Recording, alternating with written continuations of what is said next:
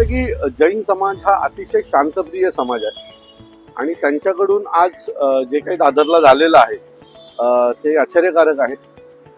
खरं तर हा समाज कधीही हिंसाचार मानत नाही आणि त्यांनी जर हे असं केलं असेल तर नक्कीच या सगळ्याच्या पाठी एखाद्या राजकीय नेत्याचा त्यांना पाठबळ असेल आणि त्यांनीच फूस लावल्यामुळे अशी घटना घडू शकते। पण मी अनेक वर्ष जैन समाजातील अनेक लोकांना ओळखतो, अनेक माझे मित्र आहेत, पण कधीही अशा प्रकारची घटना त्यांच्याकडनं घडलेली माझ्या लक्षात नाही।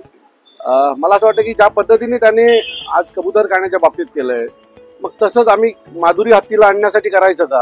आणि तोही आमचा धार्मिक विषय आहे, बरोबर आहे सर। माधुरी हत्तीला आणण्याच्या बाबतीत एक वेगळा न्याय, मग आम्ही पण जंताराला जायचं का? तिथनं तिला अशाच प्रकारे हिंसाचार करून सोडवायचा का? असा प्रश्न आमच्या समोर येतो।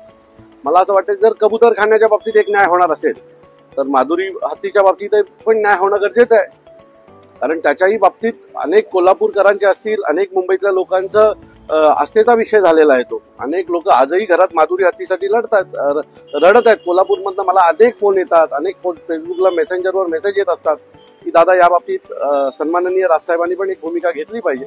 तर मला असं वाटतं की हे दोन्ही विषय हे सुप्रीम कोर्टाच्या आदेशाने झालेले आहेत आणि सुप्रीम कोर्टालाच रिक्वेस्ट करून ह्या दोन्ही विषयांवर मार्ग काढायला पाहिजे असं मला वाटतं। परंतु ज्या प्रकारचे बांबू असतील, ताडपत्रे असतील, ती देखील उचलल्या गेलेत आहे जैन समाजामध्ये। मी पुन्हा सांगतो, अशा प्रकारची हिंसाचार जैन समाज करेल अशी अपेक्षा नव्हती। आता पोलीस बघूया कशा प्रकारे कारवाई करतात। अपेक्षित आहे जो न्याय आम्हाला मिळतो तोच न्याय तर नाही असेल। मुंबईचे पालकमंत्री असतील त्यांनी देखील पाहणी केली होती किंवा देवेंद्र फडणवीस असतील मुख्यमंत्री त्यांनी देखील आदेश जाहीर केले होते, त्यांच्या आदेशाने विरोधात दुमारला जात नाहीये। हे बघा, ही भावनेचा विषय, माझं मत आहे की सरकारने यात पुढे येऊन माधुरी हत्तीचा विषय असेल किंवा कबूतरखान्याचा विषय असेल याच्या बाबतीत सुप्रीम कोर्टात पुन्हा एकदा जावं आणि सुप्रीम कोर्टाला विनंती करावी की या ज्या काही गोष्टी आहेत त्याच्याकडे आपण सहानुभूतीने पाहावं असं मला वाटतं। पण या दोन गोष्टी आहेत बघा। कबूतरखान्याचा विषय हा विषय असा आहे की कबूतरखान्याच्या विषयामुळे त्या कबुतरांमुळे दम्याचा आजार होतो असे अनेक डॉक्टर म्हणतात। जैन समाजाचे देखील जी मुलं डॉक्टर आहेत त्यांचंही म्हणणं आहे की यातून आजार होतात, दम्याचा आजार होतो। शहराच्या बाहेर एखादा असा मोठा कबूतरखाना काढावा जिथे लोकवस्ती नसेल, अशा ठिकाणी आपण आपला धर्म निभावा।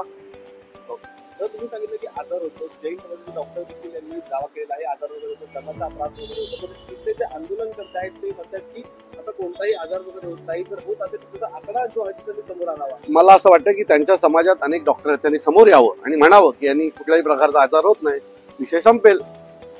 कारण जे डॉक्टर आहेत त्यांना माहिती आहे की यातून दम्याचा आजार होतो।